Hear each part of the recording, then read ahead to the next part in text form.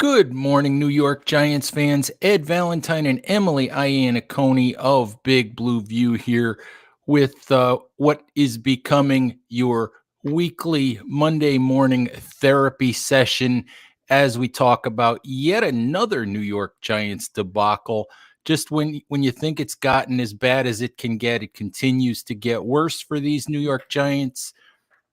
A 29-3 loss on Sunday to a football team that's not even any good, the Chicago Bears. So not much good to talk about this morning. Emily, how you doing? How are things? Hope you had a good New Year at least. Yes, a good New Year, and then we were promptly reminded of the struggles of last year, right from the very beginning yesterday.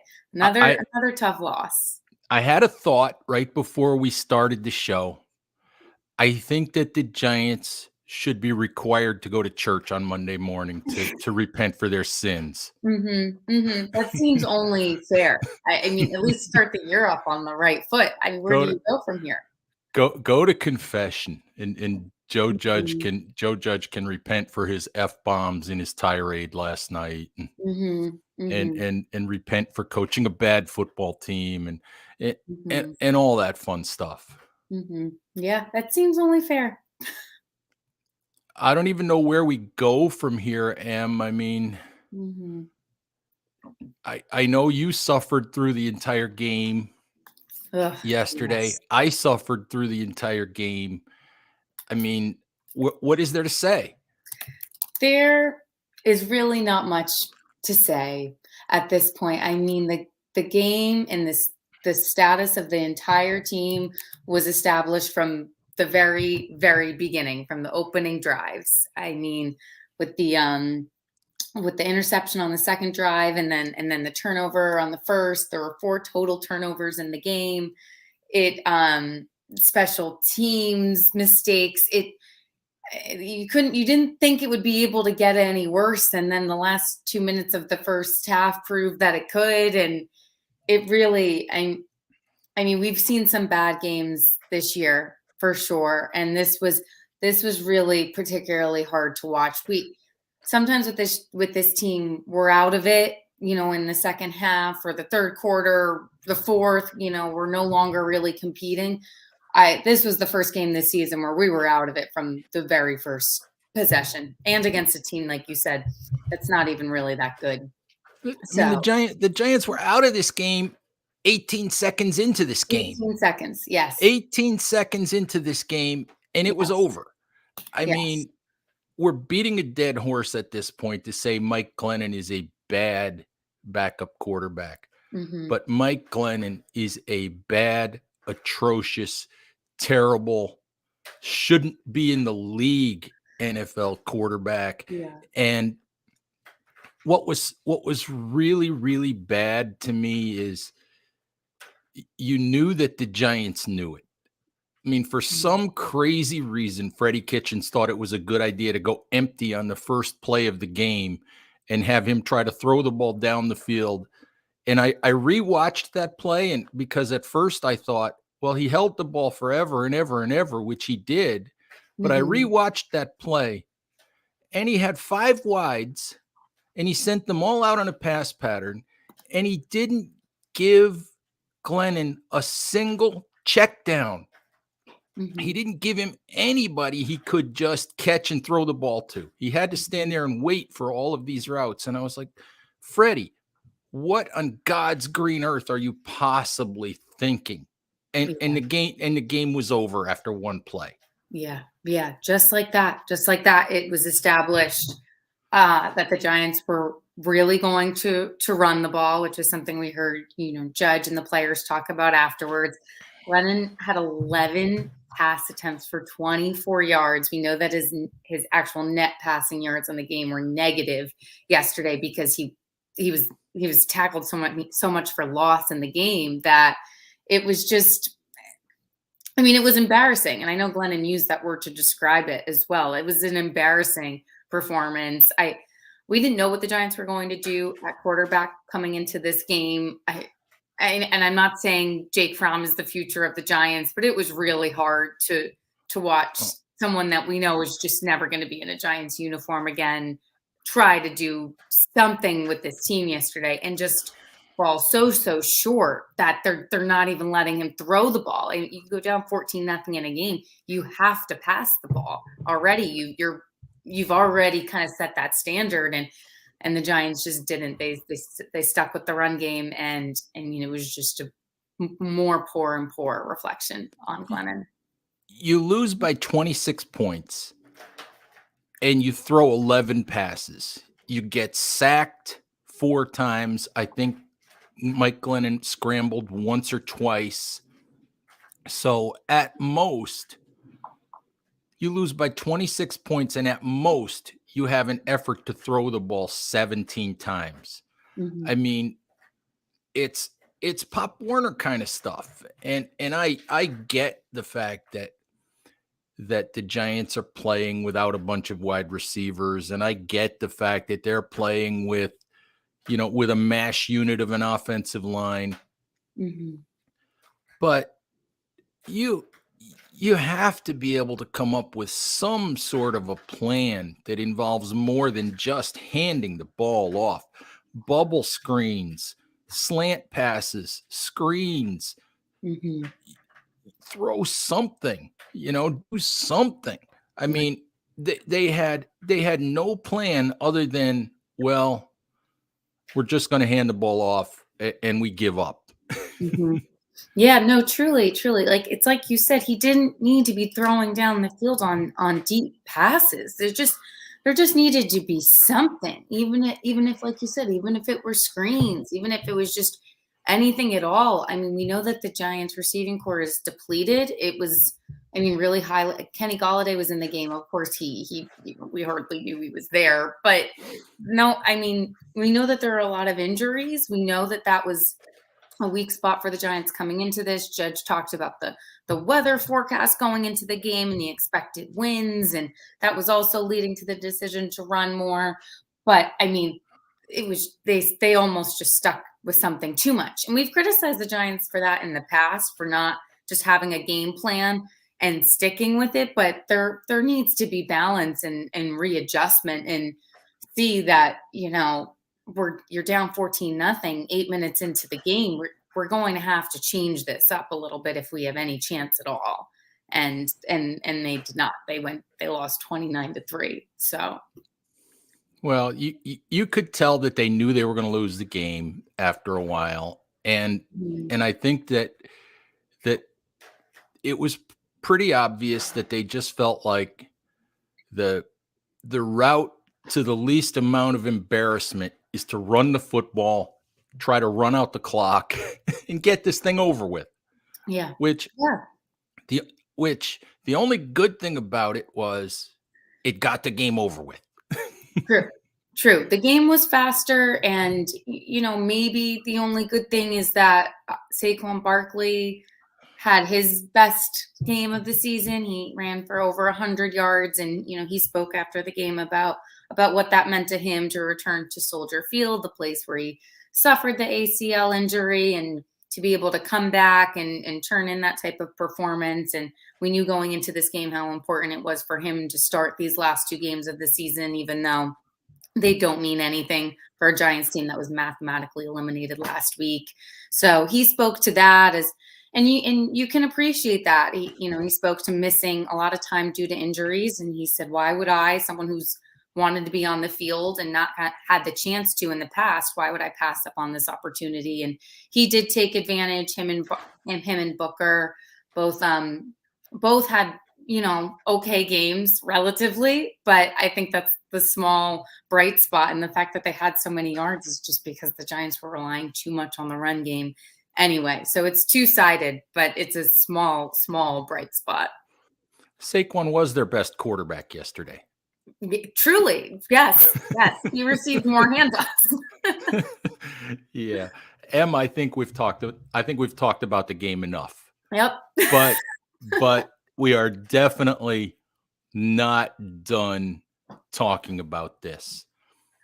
And you know where we have to go. We have to go to Joe's 11-minute I don't know whether to call it a diatribe, call it a Mhm. tirade, call it a rant, call it a speech, call it whatever you want. But I thought, a few weeks ago, he set off this whole national thing when he answered one of my questions Mhm. and took more than 6 minutes and close to 1,700 words to answer that question. Well, last night, asked by Dan Duggan of The Athletic why, why he should be believed, when he says that, or why he believes he can turn this around, why he believes the Giants are going in the right direction as a franchise. He took more than 11 minutes to answer a question. I mean, most head coach press conferences after games don't last 11 minutes. Mhm. 11 plus minutes, 2,691 words. I wouldn't have believed it if I wasn't on the call. I wouldn't have believed it if it's not stored in my digital recorder, Mhm. or if I hadn't taken the transcript and totaled up the word count. Mhm. Just unbelievable. Um, do you have any comments, any thoughts, any takeaways from what he said? Well, so my comments won't be as long as his, thankfully for everyone involved. I mean, even when I was looking at the transcript on the Bears site first, I didn't know which question it was going to be yet, so I was just scrolling, and then I saw that there was no bolded question at the top, and it was just his answer for pages and pages, and I was like, what's going on here? What is going on in this answer? I mean, there is a lot to unpack. I mean, it makes sense to move on from the game, and we could talk about this answer the entire time. He spoke to the meetings he has with players behind the scenes, and he spoke to everyone's real desire to be there, and that no one's talking about their scheduling golf trips or vacations, that everyone is fully in this, and they know they have one more week of football to play, and that's important. And he talked about believing that they have a strong foundation, and that he said there's a number of things going in the right direction that we know are foundational things. Um, and he went on and on. He took a little shot at Pat Shermer. He really went on and on. We can go on and on and on about the answer, but I think I think the length of his response will once again be the biggest story, because the fact that he felt the need to talk for so long is interesting in and of itself, and it makes you wonder who he was really trying to speak to at this point. Was he trying to convince people that he's deserving of this job, that he should be coming back, that this is moving in the right direction? It felt a little bit like a plea of sorts. Absolutely. I think you're on target there, because a lot like the 6-minute answer he gave a few weeks ago, when you ask who was he talking to, my answer is he was talking to John Mara and Steve Tisch. I think he's absolutely talking to John Mara and Steve Tisch. And I absolutely think that that is a desperate plea to keep his job. Mhm. I think that I've said for weeks, Giants ownership wants to keep him. I mean, that is what was even being reported last week. They want to keep him. They believe in him. They think that he could be a great head coach eventually. The the problem is that he has to talk in circles about things that we can't see, about things behind the scenes getting Mhm. better, about he has to make this ridiculous claim about former Giants players calling him and saying they wish they were still Giants, and current players who could be free agents begging to come back next year, which they probably are because half of them who are free agents might not be in the league next year if the Giants don't re-sign them. So part of me can believe that. But it's like he's trying to convince himself that this isn't as bad as it is. And it just came off to me like a desperate plea to John Mara to give him a third season. I mean, I think you and I were talking about this during the game with just the way the game was going, as we said from the very beginning. It's difficult to have a performance like that and justify someone's return. And I know you and I said to each other mid-game, there have been a lot of reports about Matt Nagy and about that being his last game coaching the Bears. And his team played a lot better than the Giants yesterday. And we already heard the reports about Judge coming back. So it was a strange thing to see that this Bears coach might be gone.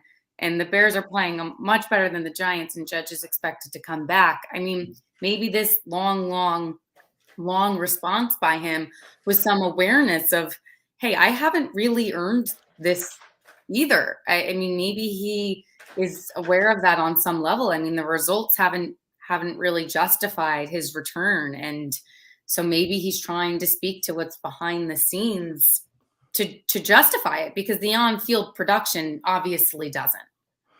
No, it doesn't. And you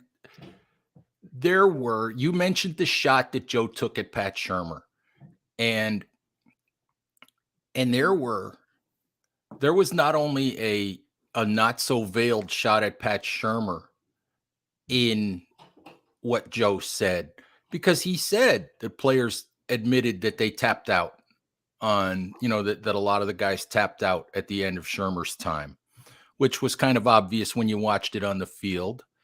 But when I parse his remarks, and I don't want to parse everything he said, but certain things he said, he talked about changing the way people think. And he talked about how hard that is. And when I read that remark, there is a veiled undertone of, I walked into an organization full of losers who think they're losers, who think like losers, who expect to lose, and I have to try to change this. I'm not the loser. It's the organization as a whole is the loser, and I haven't been able to change it yet. And to be honest, there may be some truth in that, but I don't like it, because it sounds like the thing that he always talks about not doing, which is making excuses. Absolutely. I think that there's, of course, a chance that is true. I mean, this Giants team has seen a lot of turnover in a really short period of time. So it's, of course, going to be difficult to establish a consistent mindset and a consistent identity. We have talked about that. But also, as we've said with Judge, this is no longer an extremely small sample size to look at anymore. It's in some ways it feels like we've seen enough to at least know how this is going for right now. And maybe Judge is, head coach caliber material at some point, and he's just not there yet. I mean, I think there is an extent to which it takes time to turn a team's mindset and identity and focus around. But I think you can just make the argument at that point that he's had that time. He's already had that time to establish it. And I mean, of course, we can't speak to mental fortitude, especially if it doesn't result in on-field success. But at this point, even if the mental fortitude is stronger and he inherited a bad one, then it's still not making a difference at this point. I mean, like they're on pace for a 13-loss season, only the second in franchise history, and this is reached historic proportions. So. Em, I like Joe. I've said that before. I have enjoyed opportunities to talk to Joe. I think he's a knowledgeable guy. I think he knows football inside and out. I think he enjoys teaching football, Mhm. but this is 2 years now. This is the end of a second year. And the one thing I've said over and over and over the last few weeks is the Giants desperately want to keep him, but he needs to show them something. And I've been saying that for weeks. And yet, what we see from a guy that cut his coaching teeth on special teams is we see atrocious, mistake-ridden special teams play. Mhm. We see a lack of discipline on the field. We see a lack of attention to detail. We see a complete inability to put together a functional offensive game plan. And we see that week after week after week. And I know the quarterback is hurt, and I know that the situation with the offensive line and the wide receivers, but we see the same things week after week after week. And what we don't see is any real plan or any real recognition of a way to fix any of those things. Mhm. And all of those things are a bad reflection on the head coach. And I keep saying it, he has not done anything this year to make you believe that he's the guy going forward. No, no, that's ultimately what it comes down to. We've talked a lot on this podcast about how we know that the Giants want to bring Judge back and they desperately want to be right about him. I mean, it's just going to increasingly look like a sillier and sillier decision by them, and a stubborn one at this point too. It's to just stick with what you know so much to the point that you're really hurting the team. I mean, I the common platitude of actions speak louder than words really applies here. Judge can speak for 11 minutes and for so many words, and it doesn't really resonate and won't really mean anything until it's translated to the field. I mean, he said yesterday, I know we're a whole lot closer to where we're going than farther away. Show me some evidence. That is not clear to me at all. If anything, it felt closer last year at this point in the season last year, when actually going into the last game of the season, the NFC East was terrible, but we were actually competing for a playoff spot. I mean, I know that's all relative, but there was meaning behind the games. Me and my family go to every game, and my grandfather said, "We're not going next week." He's like, "There's no reason to be at this game anymore." And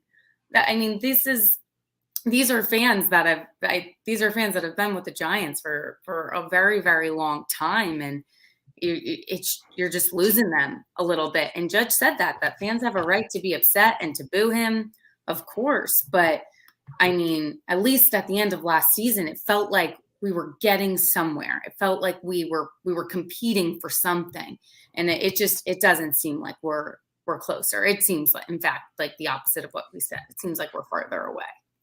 Absolutely. And you mentioned Sunday's season finale against Washington. And I'm almost tempted to go to this game. I do have a seat in the press box if I choose to use it. Although we don't get a chance at this point because of COVID regulations and all of that, we don't get a chance to talk to the head coach in person or any of that. It's all done via Zoom at this point. But I'm almost tempted to go just to see what it looks like and feels like in the stadium, for the simple reason that we've seen a couple of games. The Dallas game, where there were more Giants fans in the stadium than I thought there would be, but there were still an awful lot of Dallas Mhm. fans, and that's why the stadium didn't look empty. The Philadelphia game, same kind of deal. A lot of Eagles fans in the stadium. Maybe not as many as I thought again, but still an awful lot of Eagles fans. Washington football team fans don't even go to their home games. All right. Washington football fans don't even go to games in Landover, Maryland. No. There aren't going to be any Washington football team fans at MetLife Stadium on Sunday, or let's just say very, very few. Yeah. There will be very, very few Giants fans in the stadium. I cannot imagine. This stadium holds what, 78,000 people, something like that, I think. Mm-hmm. I put the over under at 20,000 people in the stands on Sunday. Mm-hmm. And if I put the over under at 20,000, which would you take? I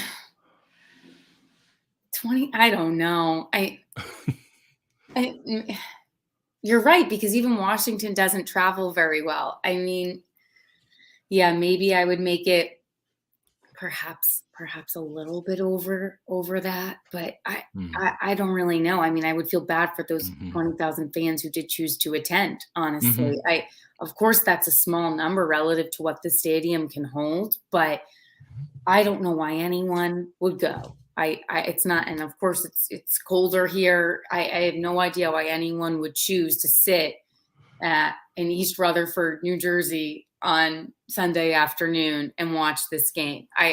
Even though it means something to Washington a little bit, who is not completely, is at least performing a little bit better. Like you said, their fans don't travel well. We have proven that we can't compete even against some of the bad teams in the league. So I don't know why anyone would go. I think that you're right, though. There's something curious about what that might feel like to be there, and the eeriness of it, or if there's any energy at all. I think it will probably be embarrassing, though, for the Giants, and kind of as it should be. Why would anyone go? Very, very true. Last sort of direct Joe Judge topic. Now, how close I came on Sunday night to writing that Joe Judge needs to be fired. And because I had you read what I was writing, and I was one sentence away from actually writing that. And the reason that I didn't write it is because I sort of have a long-standing policy of trying not to make what you might call an emotional decision or a rash decision or something like that immediately following a game, immediately following something that you see. And I will tell you, I'm glad that I did not type that sentence last night. And that does not mean that Ed Valentine thinks Joe Judge should be the head coach next year. That means that I land pretty much where Peter King landed in his Football Morning in America column. That means that I land in the place where we've said it over and over. Joe has offered no justification, no visible justification for coming back next year. The product on the field is terrible. That lands on his feet. It's undisciplined. It has no plan. It's mistake riddled. I know that there's talent gaps there, but you have to at least look like you have a plan. But where Peter King landed is, look, the mistake that ownership made when they brought Dave Gettleman in was not that they brought Gettleman in, although we can argue about that per se. They had in their minds what they wanted. They wanted Eli Manning to remain as quarterback. They were dead set on trying to send Eli Manning off with, if not a ring, with at least playoff appearances and send him off, on an upbeat note. They hired a general manager who was desperate enough to say to them, yes, I agree with that plan. I will work with that plan. I will go forward with that. Where I land with this right now is the Giants cannot go into this general manager search and say to the GM, you must keep Joe Judge. You must keep Daniel Jones. You come into the interview, you convince us what your plan is. If we think you're the best candidate and you think Joe Judge is the right head coach, we'll give that time. But if we think you're the best candidate and you think you want Eric Bieniemy or you want someone else as your head coach, then that's what we need to do. We can, where I'm at is Giants ownership cannot dictate any of who the coach is, who the quarterback is, who's going to remain in the front office. They can't dictate any of that at this point if they're being honest with themselves. They need to hire the best candidate and let him do what he thinks is right. Yeah, I think that is absolutely right and well said. I think that the only way the Giants are going to stop this repeating pattern of having to, fire coaches, fire personnel, start all over again is by giving someone, whoever this new GM is, the control. I mean, by telling Dave Gettleman, we need you to keep Eli Manning and we're going to hire you, but we're not really going to change the players and the personnel in which you can utilize. And the fact that he agreed to that, I mean, in retrospect, now I feel like that's an immediate loss of respect. I think that the Giants need to go into, like you said, whatever the hiring process is, and accept that if they really like a candidate and the candidate thinks that Judge or Jones or whoever isn't the right option, then there's something to be said for that opinion and respecting it. Because whoever wants the best for this organization isn't just going to throw someone out just because. They're going to do it because they think this is the best way to move forward. And the Giants are always going to get in their own way until they let whomever they hire actually make change. And they just need to let go a little bit at this point, because this is a recurring pattern. You can't hire people and then put guardrails on their decisions. It's just, that's not how you really get anywhere. So I think that you're right, that going into this process, we've always said they needed to be open-minded and to cast a wide net. But now I even feel like the questions they're asking and the things that they say in these interviews also need to remain very open-minded as far as who is going to be the next coach or quarterback or whomever for this Giants team. Yeah, last thing about that, Em, I talked to Dan Hatman of the Scouting Academy, who's a former scout for the Giants and the Eagles last week. Dan studies a lot of the GM and front office hirings and movement and all of that. And what he said to me in retrospect is exactly what played out with Dave Gettleman. When you put conditions, when you put parameters, when you say to a candidate, you have to accept A, B, or C, what you wind up with is someone taking the job who has no other option. Right. And that's exactly what happened with Dave Gettleman in retrospect, because there's not another franchise in the NFL that was going to give Dave Gettleman a second chance to be a GM. Mm-hmm. And you just cannot go down that road again. Yeah, absolutely. The last thing I think we need to talk about, Em, real quick is, and it's another thing that came out of Judge's 11-minute answer last night, although for me it's not directly about Joe. He said, this isn't some clown show organization. Yeah. And that tells me that Joe understands and that the organization understands how they're perceived. With the nonsense that went on last week with the Twitter burner accounts and PR director Pat Hanlon taking on former scouts publicly via Twitter. Yeah, what was that? And all of that, the Giants have become a clown show. That's exactly what they've become. And that is exactly why this hiring cycle is so critical. Yeah, no, that's such a good point. I think that's an important thing to bring up. And then another illustration of just how different this Giants team is from not only the teams of the past, but just the general Giants identity. I think we talked about that, last week too, that there are just always been certain things that the Giants could hang their hats on. And it just feels like week after week, we're losing more of those things, just the things that this organization, that the Mara family has built the team around, that you could always rely on them for. And the Twitter shows, like you said, that is something that the Giants have just never done, has never been part of this organization at all. And it's a small thing in the grand scheme, but it reflects a larger dysfunction. You have to think. So it's interesting that Judge has the awareness to kind of know how this team is being perceived. And it's a larger issue of how they're going to fix this perception, because it's really strayed from what we know, and was probably one of the greatest strengths of the Giants, especially in a New York media market. So it'll be interesting how they move forward and how they dig themselves out of this one.